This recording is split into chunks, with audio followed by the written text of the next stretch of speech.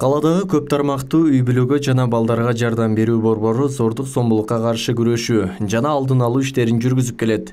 Мында ар кандай зомбулукка кабылган жарандар кайрылып, акысыз жардам алышат. Психологиялык, моралдык жардамга муктаж жаш балдардан тарта эркектерге чейин күнүнө кеминде 4-5 жаран кайрылат. Бизде азыркы учурда 4 соцпедагог деп коет, андай адистер иштейт, соц адистер иштейт, юрист иштейт, ошондой эле бизде 4 жана тажрыйбасы жогору практика жүзүндө иштеген психологдор иштейт. Ушундай көп тармактуу иштерди аткарабыз. Бизде көбүнчө эле бир аялдар эле эмес, эркектер дагы, жалпы үй бүлө, анан жөнөкөй эле балдар эмес, мүмкүнчүлүгү чектелген балдар дагы келип, ар түрдүү жардамдарды алса болот. Ай сайын кайрылган жарандарга жардам берилгени менен баары бир жашоосунда так кала тургандыгы талашсыз. Андыктан бул жакта иштеген адистер терс көрүнүштөрдө жардам берүү үчүн алдын алуу жеңил экендигин айтат. Эми баягы жабыр тарткан адамдар туура зордук зомбулук болуп калганда келишет.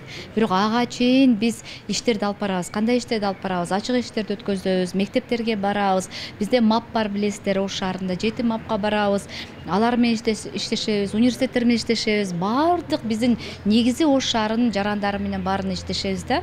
Анан биз алдын алуу иштерди, албетте алдын алуу иштер бул чоң мындай жардам болуп эсептелет биздин өкмөткө. Жогорку кеңештин депутаттары жашы жете элек балдарга сексуалдык зомбулук жасагандарга 25 жылдан өмүр бою эркинен ажыратуу мыйзам долбоорун демилгелеп, биринчи окууда карады. Анда демилгечилердин бири депутат Марлен Маменталиевдин айтымында сунушталган мыйзамда педофилдерди кылмышка тартуу мөөнөтү эскирип кетти деген норма колдонулбайт. Качып кетип бир нече жылдан кийин кармалса да жазасын сөзсүз түрдө тартат деген берене белгиленген.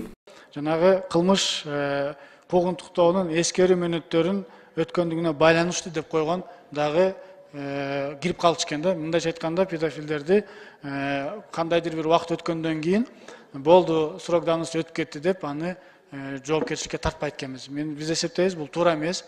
Биз качан болбосун кылмышты бир 10 жылдан кийин, 20 жылдан кийин, 30 жылдан кийин айтор качан болбосун, керек болсо картайганда дагы кылмыш иши болгон боло турган болсо, аны келип жазасын сөзсүз түрдө тартыш керек деп эсептеп атабыз. Мындай коомдогу терс көрүнүштөргө бөгөт коюу жаатында мыйзам чегинде катуу чаралар киргизилсе да, аздык кылат деп депутаттар өз ойлорун ортого салды.